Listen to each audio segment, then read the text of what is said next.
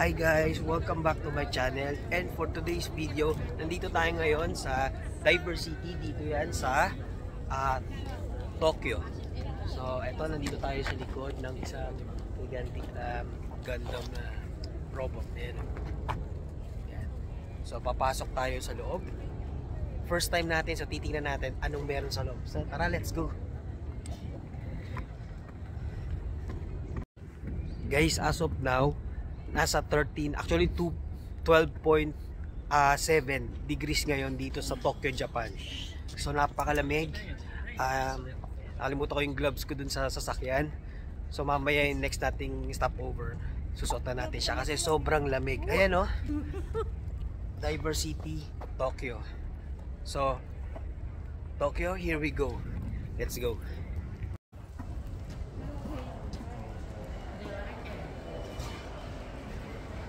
Para siya palang mall, you know? Ayun, dito makikita nyo guys, merong food court. And then sa kabila din, sa kabilang side din, may food court din.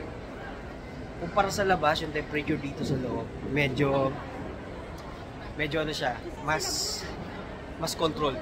Hindi masyadong malamig. So ngayon, bibili tayo ng ramen dito sa Japan. So ang price niya nagre-range from 991 to 1,291. So ayan, so order tayo. So tara, let's go.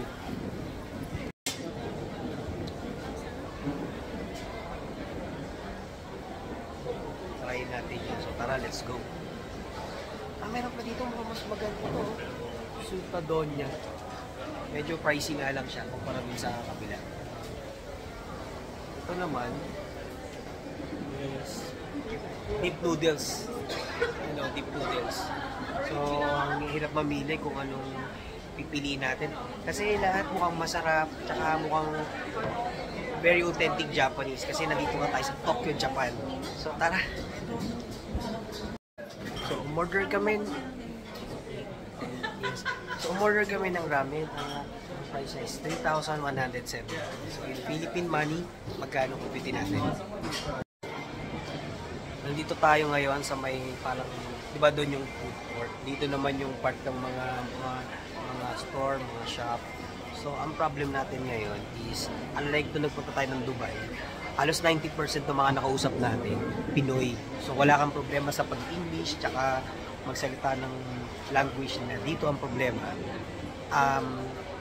Ang main language nila, dialect nila, is, Nihongo. So, hindi tayo marunong mag-Nihongo, tapos wala pa tayong internet ngayon, kaya nahirapan tayong magtanong ng mga direction. So, challenge sa atin yan. So, tara, let's go. Ito na dito tayo sa may CR area nila, ay makikita nyo color coded. Guys, tingnan nyo, may nakita tayo ditong 7-Eleven. Kala ko kanina 7-Eleven yan, di pala, 7 Bank pala yan. So, ATM pala yan. Diyan pala yung mga, parang katumbas siguro sa Pilipinas, ito yung mga parang all bank ni Money Biller. So, ayun, yung ATM pala sila dito. Tingnan natin, tara na. Ayun o, so available siya sa sa Visa Plus, Mastercard, halos lahat available siya. Kaya tingnan yung machine na yun. Very high-tech sila dito sa Japan. Pakita ko sa inyo.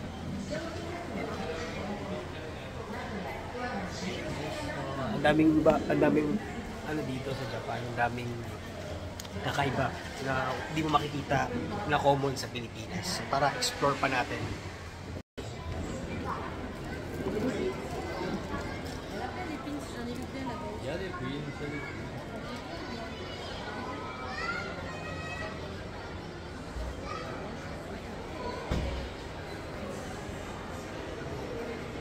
Ayun, mga ay One Piece.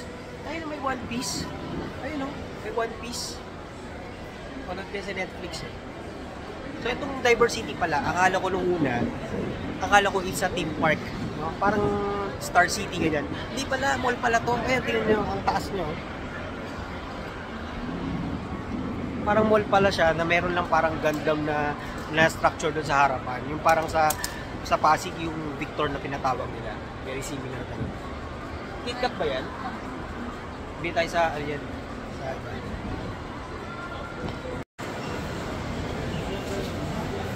Tsaka pala dito sa Japan, may mga, pag mamimili kayo, ang hanapin nyo, yung may nakalagay na ganyan, tax-free. Kasi ibang mga store, hindi sila tax-free. So, tip lang sa mga magta-travel sa Japan. Ayan o. Sanrio. Ayan o. Hello Kitty Japan. Tingin tayo. Ayan si Hello Kitty. Tingin tayo sa loob. Oh, ayun o.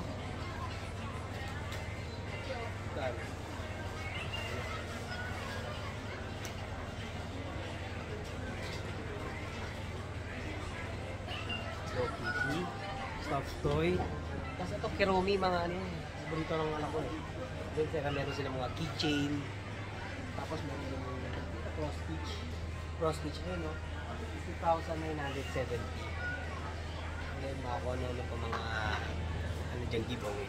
So tara, let's go.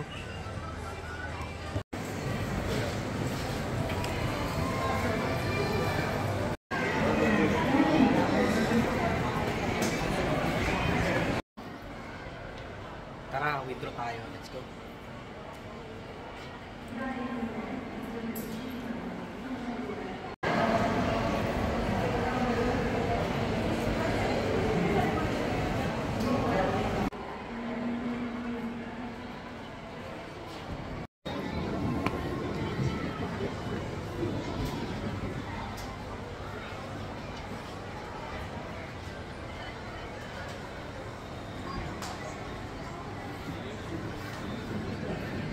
Uwi tayo, let's go. Uwi tayo guys. Again, thank you for watching. Don't forget to like, share, subscribe for more videos and updates dito sa tour natin sa Japan, sa Tokyo, Japan. Bye! Have a nice day. Keep safe everyone.